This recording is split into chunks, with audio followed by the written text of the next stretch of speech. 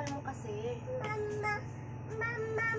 Oh, mag-dance. O, bilisan mo na kasi ate. Ako na dyan. Ako na. Okay, paglaro. Huwag ka masyadong Mama. Mama. Bam, bam, bam, bam, bam. Get better faster with Tiratas.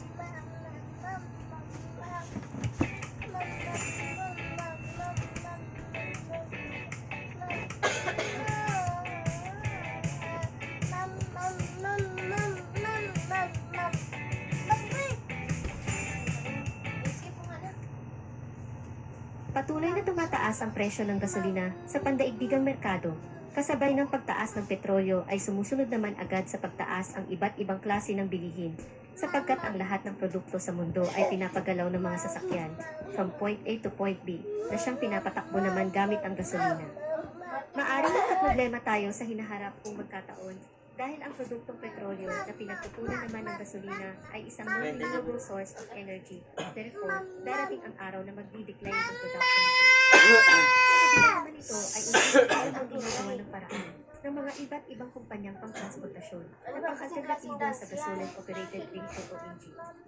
Dito na pumapasok ang mga development ng electric car at electric scooter.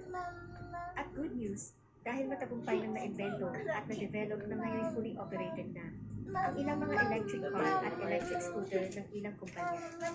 At sa Philippine market nga ay nag-umpisa na rin mag-import ng mga electronic scooters.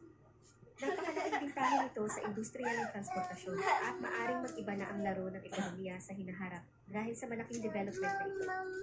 Ang pag-uusapan natin sa video na ito ay sa larangan ng electric scooter industry.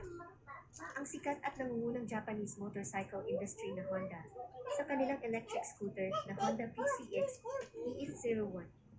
Pero bago yan syempre, kung bago ka pa lamang po dito sa aking channel, baka naman kapatid kung pwede ay pakiclick ang subscribe at notification bell icon para lagi kang updated sa ating motorcycle news and reviews. Huwag din kalimutan na mag-follow sa ating Facebook page.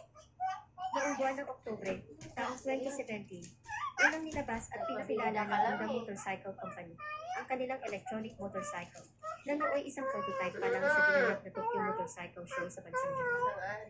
Makalipas ang isang taon, taong 2018 ay naglayas naman agad sila ng isang global version para i-distribute sa iba't ibang bansa sa kadahilanang para masubukan ang nasabing electronic scooter. Ang kulit talaga. Pagbaglubag ah.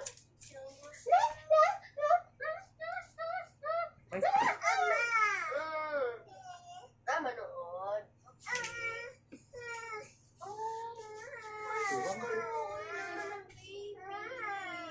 Manood si baby dali.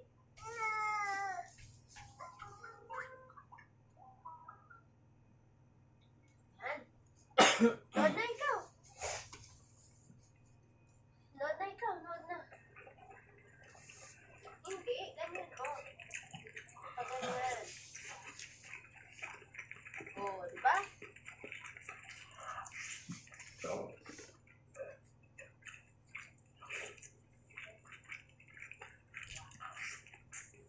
Yan, luto tayong sinigang. Meron tayo ditong pork belly at pork ribs.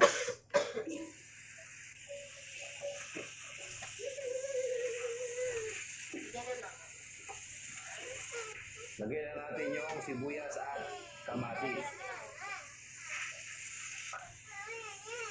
Okay, sige na. Timpla natin yung patis. Ikaw matulog ka Paminta. na. Na. Tulog na. Ang mata mo, tulog Yan, ka pag na. nakasangkot siya natin ng maayos, pwede na natin lagyan ito ng tubig. Hot water gamit ko para mabilis kumulo. Kahit na matulog ka na, kasi bukas Takapan maaga na, magising. antayin hanggang sa lumambot yung Kahit na karne. manood. Yan, so after 45 minutes, Displayhan mo eto dun na. si kapatid mo. Lagyan na natin yung radish Ito, at lagyan okra mo. Para hindi at masyado. siling pangsigang. Lagyan na rin natin ng sinigang mix. Sanay ko na kasi yan dyan. Saka natin adjust yung timpla. Depende na yun sa iyong panlasa. Magdalagdag ako ng konti ng patis. Uli natin ilagay itong kangkong. Asan siya? Kung mo, di ko na napapansin.